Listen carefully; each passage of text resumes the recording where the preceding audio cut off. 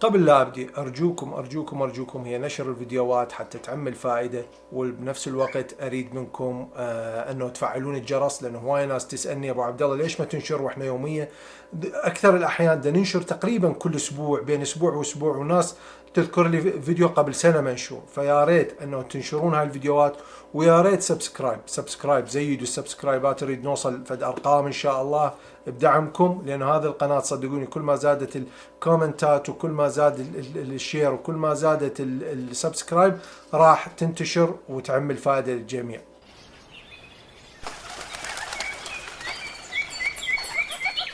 السلام عليكم ورحمة الله وبركاته. هذه هي الحلقة الثانية من علاج الطيور بالعلاجات البشرية.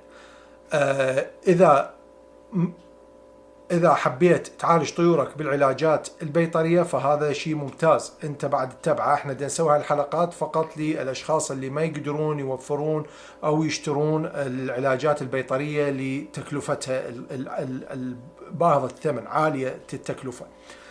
نجي على الحلقة الثانية اللي هي تحويل القياسات. إذا جيت اشتريت دواء، فلنفرض هذا العلاج عبارة عن علاج كمثال. ايش مكتوب هنا؟ 500 ملغ غرام. خلينا نسوي بالعربي. هذا العلاج مكتوب عليه 500 ملي غرام. شنو معنى 500 ملي غرام؟ 500 ملي غرام معناها انه كل غرام ب 500 ملي غرام من المادة الفعالة. كل غرام ب 500 غرام من كل غرام ب 500 ملي غرام من المادة الفعالة المعالجة للمرض، أي المضاد الحيوي الموجود في هذا الدواء.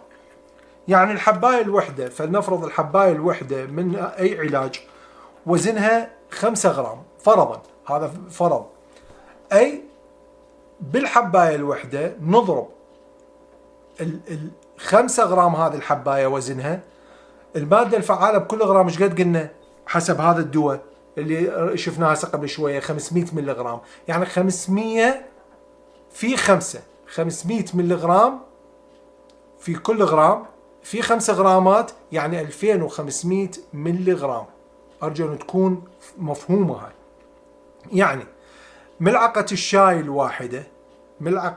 الواحدة إذا طحنا حباية واحدة من هذه، حباية واحدة إذا طحناها فتسوي لك بمقدار تقريبا ملعقة الشاي بيها 5 غرام. هاي ال5 غرام هنا أنا راح تسأل تقول أبو عبد الله شلون أنا أقسمها؟ شلون راح أعرف إيش قد أعطي لطيوري؟ راح نجي نقول لك. ملعقة الشاي اللي أقصد بها الملعقة الصغيرة. عندنا هاي الملاعق أنواعها. درس راح يصير درس مطبخ وليس درس طيور. هذا اللي نريده احنا، نريد ملعقة الشاي وليس ملعقة الكوب أو ملعقة الطعام، هذولا ما نريدهم. نريد ملعقة الشاي. ملعقة الشاي هذه بكل ملعقة شاي، إذا تجي تاخذ ملعقة شاي وتخلي بيها الباودر، إذا تخلي بيه الباودر هذا ملعقة الشاي راح تسوي لك 5 غرام. 5 غرام في 500 اللي موجودة المادة الفعالة بيها، يعني تسوي لنا 2500 ملي غرام مادة فعالة موجودة في ملعقة الشاي الواحدة. زين، احنا عندنا ملعقة الشاي هذه راح تسأل تقول شلون أقسمها؟ زين، راح أجيك هسه. هنا راح نعتمد على الفصل. إن كان فصل شتاء فراح نحتاج ملعقة شاي كاملة بالمادة من الدواء على 4 لتر. انتبه وياي، ملعقة شاي من العلاج البشري على 4 لتر مي في الشتاء. يعني ليش بالشتاء؟ لأنه شرب الطيور للماء قليل بالشتاء، فلهذا احنا نريد نضاعف الكمية. في الصيف نعطيهم نص ملعقة طعام، بالصيف نص ملعقة طعام، لأن شرب الطيور الماء بالصيف بكثرة، فلهذا أنت تحتاج نص ملعقة.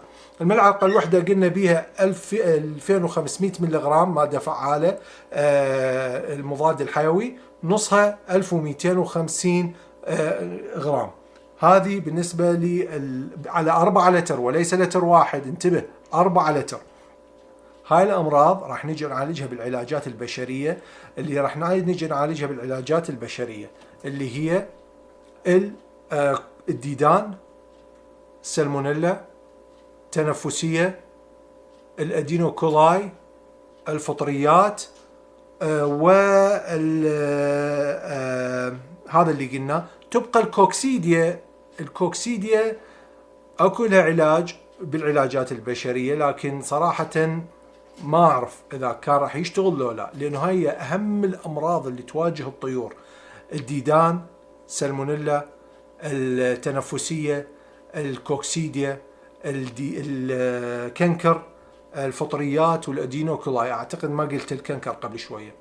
هذه هي اهم الامراض، اللي اكثر الامراض شيوعا اللي تواجه، زائد الملاريا راح نجي عليها، وهاي كلها راح نعالجها. عدا الكوكسيديا ممكن تصير بها شوية إرباك، ما أعرف، ما متأكد من العلاج، لكن هذه الأمراض الباقية راح نعالجها إن شاء الله. بس أهم شيء أنت تابعت الحلقة الأولى وهاي الحلقة الثانية بتحويل القياسات. أريد منك من نجي نشرح ما تقول يعني شنو قصدك ب 2500 ملغ بالحلقة اللي بعدها اللي راح نشرح. لا، أريدك تعرف 2500 ملغ يعني ملعقة شاي صغيرة بها 2500 غرام من المادة الفعالة، واللي هي فقط 5 غرام من الباودر. انت شو تريد تسوي؟ الحبايه الوحده هذه راح تطحنها. اريدك تطحنها مثلا احنا نسميه بالعراق الهاون، او تطحنها بطريقه تضربها بالهمر، هذا الشاكوش او اي شيء يعني. انت المهم تطحن الحبايه الوحده. وراح نبدي ان شاء الله من الحلقه الجايه اشرح لك عن كل مرض، وكل مرض والى علاجه.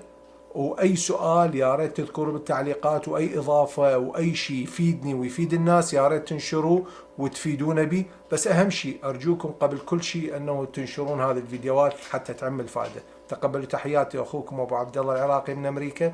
السلام عليكم ورحمه الله وبركاته.